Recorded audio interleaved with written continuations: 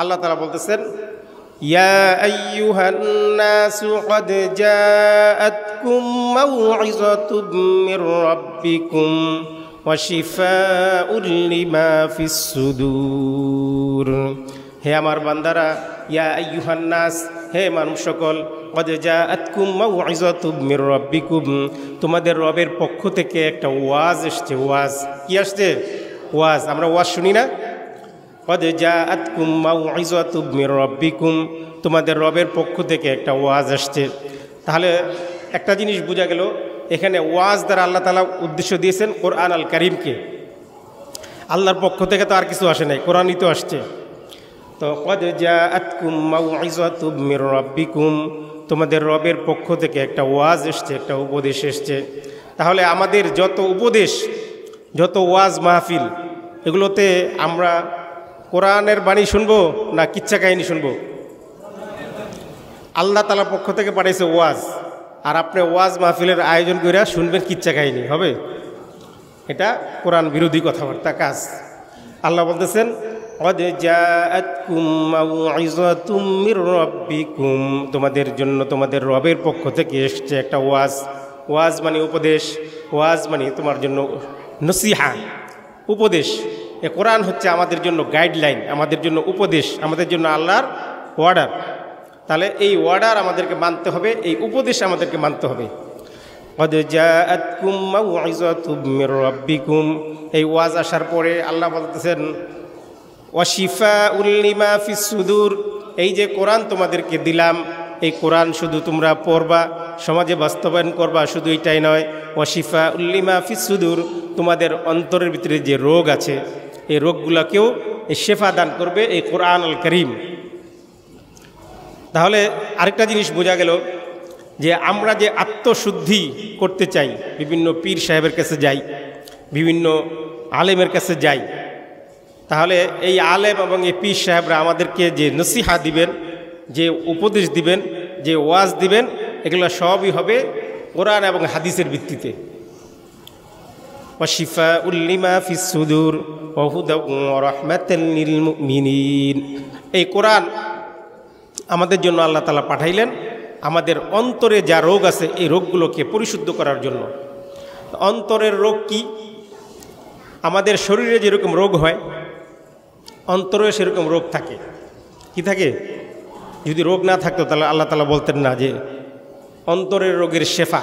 কোরআন কি বলছে? অন্য আয়াতে আল্লাহ বলেন, ওয়া নুনাজ্জিলু মিনাল কুরআনি মা হুয়া শিফাউন ওয়া রাহমাতুল লিল মুমিনিন। ওয়া নুনাজ্জিলু মিনাল কুরআনি মা হুয়া শিফা, এই কোরআন তোমাদের জন্য শিফা। এই কোরআন বাহ্যিক রোগেরও শিফা, এই কোরআন আত্মিক রোগেরও শিফা দান করবে। বলেন সুবহানাল্লাহ। আল্লাহ বলতেছেন যে ফাআলহামাহা ফুজুরাহা ওয়া তাকওয়াহা, হে মানুষ, তোমাদেরকে আমি দুইটা বৈশিষ্ট্য দিছি। ফাআলহামাহা ফুজুরাহা ওয়া তাকওয়াহা, যে তোমরা ইচ্ছা করলে গুনাহও করতে পারবে, ইচ্ছা করলে নেকের কাজও করতে পারবে। এই শক্তি কিন্তু পশু পাখিকে আল্লাহ তাআলা দেন নাই, ফেরেশতাদেরকেও আল্লাহ তাআলা দেন নাই। ফেরেশতারা চাইলেই গুনাহ করতে পারে না। ফেরেশতাদেরকে যে সফটওয়্যার লোড করে দিছে আল্লাহ তাআলা, কেউ ওয়া মা ইয়ালামু জুনুদা রাব্বিকা ইল্লা হু, যে কি পরিমাণ ফেরেশতা আল্লাহ তাআলা বানাইছেন আল্লাহ তাআলা নিজেই জানেন। যে কোটি কোটি ফেরেশতা আছে যারা সাজদা দিয়ে আছে, কোটি কোটি ফেরেশতা রুকু দিয়ে আছে, কোটি কোটি ফেরেশতা দাঁড়ায় আল্লাহর ইবাদত করতেছে। আল্লাহ তাআলা যখন যে অর্ডার দিচ্ছে সেই অর্ডার পালন করতেছে। তাহলে ফেরেশতাদের পক্ষে গুনাহ করা সম্ভব না, আর পশু পাখির পক্ষেও সওয়াব করা সম্ভব না বা গুনাহ করা, তাদের কোনো ব্যক্তি স্বাধীনতা নাই। যে পশু পাখি মনে করলো, গরু মনে করলো আজকে থেকে আমি 5 ওয়াক্ত নামাজ পড়বো, সে পারবে? হ্যাঁ, পারবে না। কুকুর মনে করলো আজ আমি এখন আজান দিব, পারবে? পারবে না, কারণ তার এই ক্ষমতা নাই। কিন্তু মানুষের ক্ষমতা দুইটাই, ফাআলহামাহা ফুজুরাহা ওয়া তাকওয়াহা, সে ইচ্ছা করলে গুনাহ করতে পারে, সে ইচ্ছা করলে নেকের কাজও করতে পারে, এই জন্য তার বিচার হবে। আল্লাহ বলেন, ফামান শাআ ফালইউমিন ওয়া মান শাআ ফালইয়াকফুর, যার মনে চায় সেই ঈমান আনুক, আর যার মনে চায় কুফরি করুক। কারণ যে ঈমান আনবে সে ইন্নাল্লাযীনা আমানু ওয়া আমিলুস সালিহাতি কানাত লাহুম জান্নাতুল ফিরদাউসি নুজুলা, যখন সে ঈমান আনবে আর সৎ কাজ করবে তার জন্য আল্লাহ তাআলা জান্নাতুল ফিরদাউস দিয়ে দিবেন। আর যারা গুনার কাজ করবে তাদেরকে জাহান্নামে দিয়ে দিবেন। লাহুম মিন জাহান্নামা মিহাদু ওয়া মিন ফাওকিহিম গাওয়াশ ওয়া কাযালিকা নাজিজিজ জালিমিন। এই জালেমদের স্থান হবে জাহান্নাম। সুতরাং মানুষকে আল্লাহ তাআলা দুনিয়াতে ফাআলহামাহা ফুজুরাহা ওয়া তাকওয়াহা, তাকে আল্লাহ তাআলা গুনাহ করারও সুযোগ করে দিয়েছেন, নেকের কাজ করারও সুযোগ করে দিয়েছেন। আপনি মসজিদেও আসতে পারেন, আবার সিনেমা হলেও ঢুকতে পারেন, আপনার স্বাধীনতা আছে। কিন্তু আপনি যদি নিজেকে মসজিদে না ঢুকাইয়া সিনেমা হলে ঢুকান তাহলে নিজের প্রতি জুলুম করলেন। আল্লাহ তাআলা বলেন ওয়াল্লাযীনা ইযা ফাআলু ফাহিশাতান আও যালামু আনফুসাহুম যাকারুল্লাহা ফাস্তাগফিরু লিযুনুবিহিম। যখন তোমাদের কোনো গুনাহ হয়ে যাবে, ওয়াল্লাযীনা ইযা ফাআলু ফাহিশাতান, যখন তোমাদের দ্বারা কোনো ফাহিশা কাজ হয়ে যাবে, আর কি হবে, আও যালামু আনফুসাহুম, আর নিজের নফসের উপরে তোমরা জুলুম করে ফেলবে, কোনো গুনাহ করে ফেলবে, যাকারুল্লাহ, যখন তোমাদের স্মরণ হয়ে যাবে যেটা তো গুনাহ হয়ে গেল, ফাস্তাগফিরু লিযুনুবিহিম, তখন তোমরা সাথে সাথে আল্লাহর কাছে ইস্তেগফার করে নিবে। ওয়া মান ইয়াগফিরুয যুনুবা ইল্লাল্লাহ, আল্লাহ ছাড়া আর কে আছে তোমাদের গুনাহ মাফ করে দেওয়ার মতো? আর কেউ আছে? আল্লাহ ছাড়া আর কেউ আছে গুনাহ মাফ করার? তাহলে মাপ চাইতে হবে আল্লাহর কাছে। তো এখন আত্মশুদ্ধি বলতে কি বোঝায়? আমরা অনেক পীর সাহেবের কাছে যে আত্মশুদ্ধি অর্জন করার চেষ্টা করি, অনেকে জিকির করি, অনেকে কোরআন তেলাওয়াত করি, এভাবে আত্মশুদ্ধি বলতে বোঝায় হচ্ছে যে মানুষের মনের যেটা চাহিদা সেটাকে ব্রেক দেওয়া। আপনার মনে এখন চাইতেছে যে নামাজ তো আর একটু পরে শুরু হবে, একটু বাসায় একটু ঘুমায় নেই, একটু রেস্ট নিয়ে নেই। আপনি মনকে বলবেন যে না, যেহেতু ইযা নুদিয়া লিস-সালাতি মিন ইয়াউমিল জুমুআ ফাসআউ ইলা যিকরিল্লাহ, যে জুমার আজান যখন দিয়া দিল তাহলে আমার আর ঘরে থাকার সুযোগ নাই। আল্লাহ বলে দিয়েছেন ফাসআউ ইলা যিকরিল্লাহ, আল্লাহর আজান শোনার পরে সরাসরি তোমরা মসজিদের দিকে চলে আসো জুমার নামাজ পড়ার জন্য। সুতরাং আপনার মন যেটা চায়, মন চায় শুধু গুনাহ করতে, মন যেটা চায় শয়তানের নিয়ত সেটাই। মন একবার চায়, মনকে আপনি ইচ্ছা করলে ডাইভার্ট করতে পারেন। যে মন একবার চাইছে, আপনি ইচ্ছা করলে মানে একদম যাইতে ধরে আপনি মনকে অন্যদিকে নিয়ে যেতে পারবেন। কিন্তু শয়তানের এটা হচ্ছে সার্বক্ষণিক চাহিদা। কোনো ব্যক্তি 50 বছর যাবৎ মনে করেন 5 ওয়াক্ত নামাজ জামাতের সাথে পড়ে, 51 বছরের প্রথম ওয়াক্ত নামাজটাও এই মনে চাইব যে থাক, এই নামাজটা একটু দেরি করে গেলে কি হবে, বা একদিন নামাজ না পড়লে কি হবে, 50 বছর তো পড়লাম, কি 50 বছর তো নামাজ পড়লাম, এক ওয়াক্ত নামাজ না পড়লে কি হইব? তাহলে 50 বছর তার রূহ, তার নফস জানে যে এই লোক 50 বছর যাবৎ নামাজ পড়তেছে। এরপরও চিন্তা করব আর কিছু না পড়লে অন্তত 1 রাকাত যদি মিস করানো যায় তাও খারাপ কি, আর না পড়লে অন্তত তাকবীর উলাটাও যদি মিস করানো যায়, যে তাকবীর উলাটাও যদি তার ছুটা যায়, তাহলে মানুষের যে নফস, ওমা উবাররিউ নাফসি ইন্নান নাফসা লাআম্মারাতুম বিসসুই ইল্লা মা রাহিমা রাব্বি, সাধারণত নফসকে 3 প্রকার বলা হয়, যে নফসে আম্মারা, নফসে লাওয়ামা, নফসে মুতমাইন্না। নফসে মুতমাইন্না এটা সবসময় ভালো কাজের দিকে ডাকে, আর নফসে লাওয়ামা এটা হলো 50-50, যখন যেদিকে চান্স পায় সেদিকে যায়। আর নফসে আম্মারা এটা হচ্ছে সবসময় মানুষকে গুনার দিকে ধাবিত করে। তো এই নফসকে পরিশুদ্ধ করতে হবে কিভাবে? যে নফসটাকে নিজের নিয়ন্ত্রণে আনতে হবে, এনে যখনই তার গুনাহ করতে মনে যাবে তখনই তাকে একটা শাস্তি দিয়ে গুনাহটাকে না করে নেকের কাজের দিকে তাকে জোর করে নিয়ে যাওয়া, এটার নাম হচ্ছে আত্মশুদ্ধি। এটার নাম কি? আত্মশুদ্ধি। শুধু জিকির করলে আত্মশুদ্ধি হয় না। তো আত্মশুদ্ধিটা কেন করতে হবে আমাদেরকে, দরকারটা কি? আল্লাহ বলতেছেন হুয়াল্লাযী বাআসা ফিল উম্মিয়িনা রাসূলাম মিনহুম ইয়াতলু আলাইহিম আয়াতিহি ওয়া ইউযাক্কিহিম ওয়া ইউআল্লিমুহুমুল কিতাবা ওয়াল হিকমা হুয়াল্লাযী বাআসা ফিল উম্মিয়িনা রাসূলাম মিনহুম, যে তিনি তোমাদের পক্ষ থেকে, তোমাদের মধ্য থেকে একজন উম্মিকে রাসূল বানাইছেন।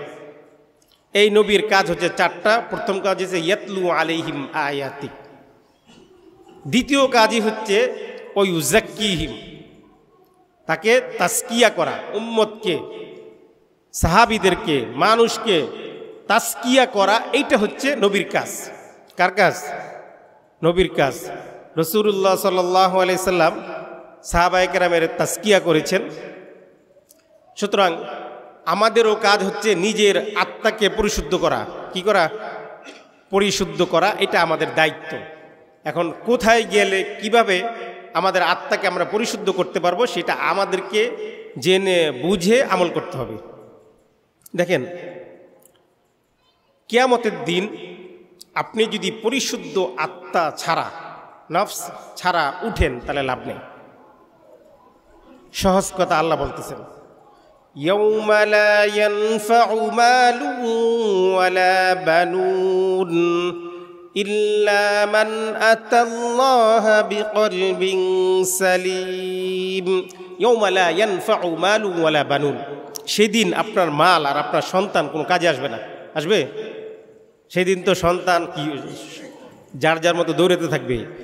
ইয়াউমা ইয়াফিরুল মারউ মিন আখিহি ওয়া উম্মিহি ওয়া আবিহি ওয়া সাহিবাতিহি ওয়া বানিহি, ছেলে তার বাবা থেকে মুখ ফিরে দৌড়াতে থাকবে।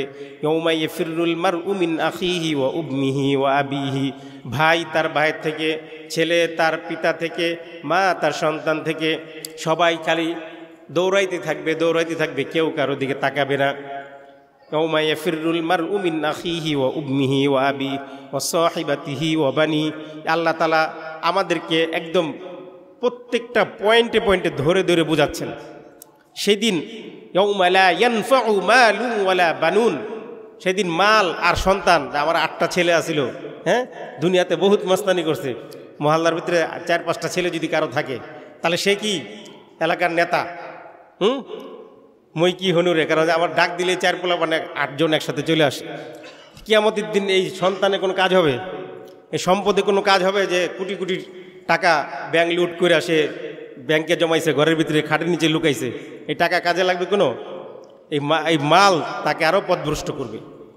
সুতরাং ইয়াউমা লা ইয়ানফাউ মালুন ওয়ালা বানুন, তাহলে সেদিন কি কাজে লাগবে? আল্লাহ বলেন, ইল্লা মান আতাল্লাহা বিকলবিন সালিম, সেদিন শুধুমাত্র পরিশুদ্ধ আত্মা নিয়ে যারা উঠবে, নিজের আত্মাটাকে পরিশুদ্ধ করে যারা কবরে যাবে আর যারা উঠবে, তাদেরটাই হবে কলবে সালিম, এবং তারাই হবে সফলকাম। সুতরাং আমাদের আত্মাকে নিয়ন্ত্রণ করতে হবে, পরিশুদ্ধ করতে হবে। দেখেন যে আপনি আত্মাটাকে কিভাবে পরিশুদ্ধ করবেন। তা আল্লাহ রাসূল সাল্লাল্লাহু আলাইহি সাল্লামকে আল্লাহ তাআলা বলেন, ইয়া আইয়ুহান নাসু ক্বাদ জাআতকুম মাউইযাতুম মির রাব্বিকুম, তোমাদের রবের পক্ষ থেকে একটা মাউইজা এসছে, ওয়াজ এসছে, কোরআন এসছে। তাহলে বোঝা গেল এই কোরআনের মাধ্যমে আত্মশুদ্ধি লাভ হয়। ক্বাদ জাআতকুম মাউইযাতুম মির রাব্বিকুম ওয়া শিফাউল লিমা ফিস সুদূর, আপনি বেশি বেশি করে কোরআন তেলাওয়াত করবেন, আপনার আত্মা পরিশুদ্ধ হবে। বেশি বেশি করে জিকির করবেন, আত্মা পরিশুদ্ধ হবে। আলা বিযিকরিল্লাহি তাতমাইন্নুল কুলুব, আপনার অন্তরকে প্রশান্ত করে দিবে যদি আপনি বেশি বেশি জিকির করেন। আর মানুষকে খাওয়াবেন, আল্লাহর রাস্তায় দান করবেন। এগুলো কদ আফলাহা মান তাযাক্কা, যে তাসকিয়া করলো, নিজের নফসকে তাসকিয়া করলো, সেই সফল কাম হইল। এগুলোর মাধ্যমে, কোরআন এবং সুন্নাহর অনুসরণের মাধ্যমে আপনি আপনার নফসকে তাসকিয়া করবেন, পরিশুদ্ধ করবেন, যেই কাজ আল্লাহ রসুলকে আল্লাহ তাআলা দিয়া পাঠাইছেন। এবং দেখেন, ইব্রাহিম আলাইহিস সালাম যখন দোয়া করছেন তখন বলছেন, রব্বানা ওয়াবআস ফীহিম রাসূলাম মিনহুম ইয়াতলু আলাইহিম আয়াতিক, হে আল্লাহ মক্কায় একজন নবী পাঠান, রসুল পাঠান। এই রসুলের কাজ হচ্ছে ইয়াতলু আলাইহিম আয়াতিকা, যে আপনার আয়াত পাঠ করে করে শোনাবে, ওয়া ইউআল্লিমুহুমুল কিতাবা ওয়াল হিকমাতা ওয়া ইউযাক্কিহিম। ইব্রাহিম আলাইহিস সালাম যখন দোয়া করছেন তখন তাজকিয়া নফস বলছেন 4 নম্বরে, ইয়াতলু আলাইহিম আয়াতিক, কিতাব তেলাওয়াত করবে, ওয়া ইউআল্লিমুহুমুল কিতাব ওয়াল হিকমা, তারপরে কিতাব শিক্ষা দিবে, তারপরে হিকমা শিক্ষা দিবে, তারপরে তাজকিয়া করবে। আর রাসূল সাল্লাল্লাহু আলাইহি সাল্লাম উম্মতে মুহাম্মদী যখন মুখাতেব হলো, সাহাবায়ে কেরামের আমলে পাওয়া গেল এবং আল্লাহ তাআলা বললেন যে বাআসা ফিল উম্মিয়িনা রাসূলাম মিনহুম ইয়াতলু আলাইহিম আয়াতিহি ওয়া ইউযাক্কিহিম। অর্থাৎ কোরআনের পরেই তাজকিয়া, এবং সাহাবায়ে কেরামের মাঝে এইভাবেই রাসূল সাল্লাল্লাহু আলাইহি সাল্লাম প্রথমে ঈমানের দাওয়াত দিলেন, তারপরে তাজকিয়া নফস করে দিলেন। আর আমরা তাজকিয়া নফস তো ভুলেই গেছি, আর কিছু লোক উল্টাপাল্টা তাজকিয়া করার চেষ্টা করতেছি। তো তাজকিয়া এ নফস, আমাদের নফসকে পরিশুদ্ধ করা, এটা হচ্ছে সর্বোচ্চ দায়িত্ব নবীদের মৌলিক চারটা কাজের একটা কাজ। তো এখন আমাদের অন্তরগুলো, আমাদের আত্মাগুলো কি হয়, অসুস্থ হয়ে যায়। আমরা গুনাহ করতে করতে, বান্দা যখন গুনাহ করে, আল্লাহ রাসূল সাল্লাল্লাহু আলাইহি সাল্লাম বলেন যে যখন একটা গুনাহ করে, নক্তাতুন সাউদা, তার কলবের ভিতরে একটা কালো দাগ পড়ে। তা কালো দাগ পড়তে পড়তে পড়তে পড়তে তার পুরা অন্তরটা কালো হয়ে যায়। তো অন্তর যখন কালো হয়ে যায় তখন কাল্লা বাল রানা আলা কুলুবিহিম মা কানু ইয়াকসিবুন, আল্লাহ তাআলা বলতেছেন যে তার অন্তরের ভিতরে একটা পর্দা পড়ে যায়। আপনারা দেখবেন যে খেজুরের বীজের উপরে দিয়া একটা সাদা একটা আবরণ থাকে, এটাকে বলা হয় কিতমির, এটার কথাও কোরআনে আছে। তো এই যে একটা আবরণ পড়ে যায়, তো যখন বান্দা গুনাহ করে, গুনাহ করতে করতে তার কলবের উপরে একটা আবরণ পড়ে যায়, একটা ঢাকনা পড়ে যায়, ছাকনি পড়ে যায়, এটাকে বলা হয়েছে রন। আল্লাহ তাআলা আল্লাহ রাসূলকে জানাই দিয়েছেন কাল্লা বাল রানা আলা কুলুবিহিম মা কানু ইয়াকসিবুন, যে তারা গুনাহ করতে করতে তার কলবের উপরে এইভাবে দাগ পড়ে যায়। আর পরে যখন সে একটা নেকের কাজ করে তখন এটা পরিষ্কার হয়। আল্লাহ রাসূল সাল্লাল্লাহু আলাইহি ওয়াসাল্লাম বলেন যখন ওয়াস্তাগফারা সুকিয়া কলবাহু, যখন সে ইস্তিগফার করে তখন তার কলব আস্তে আস্তে আবার পরিষ্কার হতে থাকে। সুতরাং আমাদের কলবগুলো গুনাহ করতে করতে যখন অন্ধকার কালো হয়ে গেছে, তখন আমাদের কি হয়, আমাদের কাছে নেকির কাজগুলো আর ভালো লাগে না, সওয়াবের কাজগুলো আর ভালো লাগে না, কারণ তার কলবের ভিতরে রন পড়ে গেছে, ঢাকনি পড়ে গেছে, ছাকনি পড়ে গেছে। তখন তার কাছে কি লাগে, আফামান যুয়িনা লাহু সুউ আমালিহি ফারাআহু হাসানা, যেই ব্যক্তির জ্বর আসছে তারা যদি চিনি খাইতে দেন, চিনি তার কাছে কি মিষ্টি লাগে, কি লাগে, তিতা লাগে। আপনি যত মিঠাই দেন, তার যেহেতু জ্বর আসছে সে কি হয়ে যায়, মিঠাটাও তার কাছে তিতা লাগে। তো যখন মানুষ গুনাহ করে, গুনাহ করতে করতে যখন তার অন্তর কালো হয়ে যায়, অন্তর কলুষিত হয়ে যায়, তখন তার কাছে কোরআন তেলাওয়াত ভালো লাগে না, তার কাছে নামাজ রোজা ভালো লাগে না, তার কাছে ইবাদত বন্দেগী ভালো লাগে না, তার কাছে ভালো লাগে কত গুনাহ করবে, কত গুনাহ সে করতে পারে, এটা তার কাছে মজা লাগে। কিন্তু ইবাদত বন্দেগী তার ভালো লাগে না, কারণ সে অসুস্থ হয়ে গেছে, তার আত্মাটা অসুস্থ হয়ে গেছে, মারিদ। মুনাফিকের আত্মা হচ্ছে কলবে মারিদ। আল্লাহ তাআলা বলেন ফি কুলুবিহিম মারাদুন ফাযাদাহুমুল্লাহু মারাদা, যে তাদের অন্তরে রয়েছে রোগ। হ্যাঁ, এই নিফাকি মুনাফিকি এগুলো আল্লাহ তাআলা আরো বাড়ায় দেন তাদেরকে, কারণ তারা মুনাফিকির উপরেই থাকে। সুতরাং এই গুনাহগুলোকে আমাদেরকে ছেড়ে আমাদেরকে আইডেন্টিফাই করতে হবে যে আমাদের আত্মাগুলো কি পরিশুদ্ধ আত্মা নাকি কলুষিত আত্মা। কিভাবে চিনবে, দু একটা পয়েন্ট বলে দেই। যে আপনার অন্তর যদি কঠিন হয়ে যায়, তাহলে কোনো দয়া মায়া নাই আপনার অন্তরের ভিতরে, তাহলে বুঝবেন আপনি কলুষিত আত্মা। আল্লাহ তাআলা বলতেছেন যে সুম্মা কাসাত কুলুবুকুম মিন বাদি যালিকা ফাহিয়া কাল হিজারা, তাদের অন্তরটা কলুষিত হইতে হইতে, গুনাহ করতে করতে কি হয়ে গেছে, কাল হিজারা, পাথরের মতো শক্ত হয়ে গেছে। এরপর আল্লাহ তাআলা বলতেছেন আও আশাদ্দু কাসওয়া, অথবা তার চাইতে আরো বেশি শক্ত হয়ে গেছে। এরপর আল্লাহ বলেন ওয়া ইন্না মিনাল হিজারাতি লামা ইয়াতাফাজ্জারু মিনহুল আনহার, আরে অনেক পাথর তো এরকম আছে যে সেই পাথর কান্না করে, তার পাথর থেকে পানি বের হয়। দেখছেন এই যে বিভিন্ন ঝর্ণা যে আছে পাথর থেকে পানি বের হয়। ওয়াইন্না মিনহা লামা ইয়াশাক্কাকু ফায়াখরুজু মিনহুল মা, যে আল্লাহ তাআলা পাথর থেকে পানি বের করেন, অর্থাৎ পাথর কান্না করে দেয় আল্লাহর ভয়ে, তার ভিতর থেকে পানি বেরোতে থাকে। আর কিছু পাথর স্থানচ্যুত হয়ে যায়, কি হয়ে যায়, এক জায়গা থেকে আরেক জায়গায় পড়ে যায়। এটা আপনি পাহাড়ি অঞ্চলে দেখবেন যে রাস্তার ভিতরে পাথর পরে রাস্তা বন্ধ হয়ে যায়, বড় বড় এরকম। পাথরও আল্লাহর ভয়ে রাস্তা এক জায়গা থেকে আরেক জায়গায় স্থানচ্যুত হয়ে যায়। পাথর আল্লাহর ভয়ে কান্না করতে থাকে, পানি বের হয়ে যায়। কিন্তু মানুষের কলব যখন শক্ত হয়ে যায়, হ্যাঁ, তখন কি হয়, এমন শক্ত হয় যে সে, তার কাছে আল্লাহর কথা, ইসলামের কথা ভালো লাগে না। সে ইসলামের আইনের ভিতরে জঙ্গিবাদ দেখে, কোরআনের ভিতরে সে জঙ্গিবাদ দেখে। বলে আলেম ওলামাকে ধরে ধরে অ্যারেস্ট করে কইরা ইসলামিক বই বের করে জঙ্গি বই পাওয়া গেছে। এই যে কাজগুলো করে, এগুলো কেন করে? তাদের অন্তরগুলা মৃত, তারা গুনাহ করতে করতে করতে করতে চরম সীমা লঙ্ঘন করে ফেলছে, যার কারণে তাদের অন্তরগুলো কলুষিত হয়ে গেছে। তারা অন্যায় এবং খারাপ কাজগুলোকে ভালো চোখে দেখে, মনে করে এটাই বুঝি ভালো কাজ। সুতরাং এরকম অবস্থা যাদের হবে, আপনাদেরকে বেশি বেশি করে তওবা করে আপনাদের অন্তরটাকে নরম করতে হবে এবং অন্তরটাকে পরিষ্কার করতে হবে। আল্লাহ তাআলা বলতেছেন, আফালা ইয়াতাদাব্বারুনাল কুরআনা আম আলা কুলুবিন আকফালুহা। আফালা ইয়াতাদাব্বারুনাল কুরআন, তোমরা কি কোরআন নিয়ে চিন্তা গবেষণা করো না? আম আলা কুলুবিন আকফালুহা, অথবা তোমাদের কলবের ভিতরে কি তালা মারা দেওয়া হয়েছে নাকি? তোমাদের অন্তরের ভিতরে কি তালা লাগাই দেওয়া হয়েছে যে তোমরা কেন বুঝতেছো না?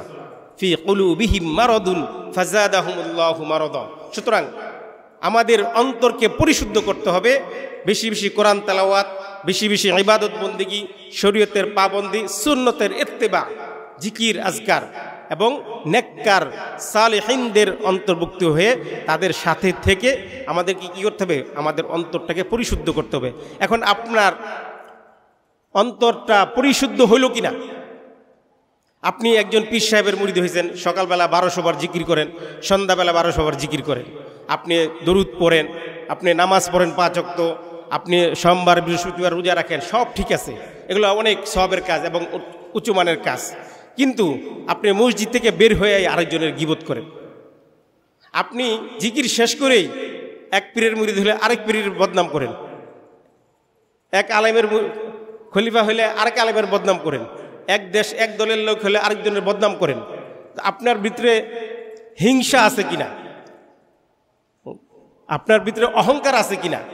এগুলো যদি আপনি ছাড়তে পারেন তাহলে আপনার অন্তরটা পরিশুদ্ধ হবে। আপনি নামাজ, রোজা, হজ, যাকাত সব করতেছেন, সব ওকে আছে, কিন্তু আপনার বোনের হক আপনি দিচ্ছেন না, আপনার ভাইয়ের হক আপনি মেরে দিচ্ছেন, আপনার প্রতিবেশীর জমি আপনি এক হাত বাড়ায় নিয়ে নিচ্ছেন, আপনার অন্তর একটুও কাঁপে না, তাহলে বুঝতে হবে যে আপনার পরিশুদ্ধতা হয় নাই। দেখেন, আমাদের দেশে কান্নাকাটি করে কখন? জিকিরের সময় কান্নাকাটি করে। অথচ আল্লাহ রাসূল সাল্লাল্লাহু আলাইহি ওয়াসাল্লাম তো জিকিরে কান্না করতেন না। আল্লাহ রাসূল সাল্লাল্লাহু আলাইহি ওয়াসাল্লাম কান্না করতেন নামাজে। কোথায়? নামাজে কান্না করতেন। একদিন তো এরকম হয়েছে, আল্লাহ রাসূল সাল্লাল্লাহু আলাইহি ওয়াসাল্লাম সারা রাত এক আয়াত পড়ছেন, ইন তুআযিবহুম ফাইন্নাহুম ইবাদুক ওয়া ইন তাগফির লাহুম ফাইন্নাকা আনতাল আজিজুল হাকীম। আল্লাহ, ইন তুআযিবহুম ফাইন্নাহুম ইবাদুক, আপনি যদি আপনার বান্দাদেরকে আযাব দেন, শাস্তি দেন, তাহলে এরা তো আপনারই বান্দা। আর ওয়া ইন তাগফির লাহুম, আর আপনি যদি তাদেরকে ক্ষমা করে দেন, ফাইন্নাকা আনতাল আজিজুল হাকীম, আল্লাহ আপনি তো মহাপরাক্রমশালী, মহাপ্রজ্ঞাময়, আপনি তো ক্ষমাশীল, আপনি ক্ষমা করে দেন। এই আয়াত পড়তে পড়তে আল্লাহ রাসূল সারা রাত কান্না করছেন উম্মতের জন্য। আর কি, নামাজে যখনই কোনো জাহান্নামের আয়াত আসে তখন কান্না করা, যখন জান্নাতের আয়াত আসে তখন খুশি হওয়া। যে কাবা শরীফের ইমাম আছেন, এখন মক্কা মদিনার গভর্নর আব্দুর রহমান আস-সুদাইস, তিনি নামাজ পড়াইতেছেন একদিন, তো নামাজের ভিতরে লাহুম মিন জাহান্নামা মিহাদু ওয়া মিন ফাওকিহিম গাওয়াশ, যে জাহান্নাম কতটা নিকৃষ্ট জায়গা, আর এখানে যাবে তাদের অবস্থা কি হবে। এই আয়াত পড়ার পরে দেখা গেছে যে সে আর সামনে পড়তেই পারতেছেন না, আটকে যাচ্ছেন আল্লাহর ভয়ে, জাহান্নামের ভয়ে। কিন্তু আমাদের ভিতরে এই জিনিসটা নাই। আমরা মনে করি যে জিকির করব 1-1.5 ঘন্টা, তারপরে মোনাজাত করব, মোনাজাতের ভিতরে কানবো। আপনি মোনাজাতে কান দেন, সমস্যা নাই, কিন্তু আপনার তো মূল কান্দার টাইম ছিল নামাজে, মূল কান্না করার কথা সেজদায়, সেটা আমরা করি না। তুমি ডান হাতে খাও, তুমি বাম হাতে কেন খাচ্ছ? তো ওই ব্যক্তি বলতেছে যে লা আস্তাতিউ, যে আমি ডান হাতে খাইতে পারি না। আসলে সে খাইতে পারে কিন্তু খায় না, অহংকার। কিছু লোক আছে না বাম হাতে চা খায়, আছে আপনাদের দেশে মনে হয় নাই নাকি? তো বাম হাতে খাইতেছে। আল্লাহ রাসূল সাল্লাল্লাহু আলাইহি ওয়াসাল্লাম বলেন কুল বিয়ামিনিক, বেটা ডান হাতে খাও। তো সে বলতেছে লা আস্তাতিউ, আমি খাইতে পারি না। আল্লাহ রাসূল সাল্লাল্লাহু আলাইহি ওয়াসাল্লাম বললেন লাস্তাতিয়াত, তুমি যেন আর খাইতে না পারো ডান হাতে। ওই বর্ণনাকারী সাহাবী বলতেছেন ওই ব্যক্তি মরণের আগ পর্যন্ত কোনোদিন এই ডান হাত তার মুখ পর্যন্ত আনতে পারে নাই। আল্লাহ রাসূল হাদিসের শেষে বলতেছে যে মা মানাআকা ইল্লা কিবার, এই ব্যক্তিকে ডান হাতে খাইতে নিষেধ করতে শুধুমাত্র অহংকার। কি অহংকারের কারণে সে ডান হাতে না খায়, বাম হাতে খায়। ঠিক আছে?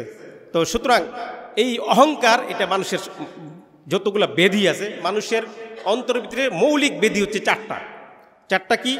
একটা হচ্ছে অহংকার, আরেকটা হচ্ছে তাআরুফ, মানে মানুষ আমাকে চিনবে, আমি ভাইরাল হব, আমাকে মানুষ চিনবে, মানুষ জানবে, এইটা প্রকাশিত করা, এটা মানুষের দ্বিতীয় রোগ।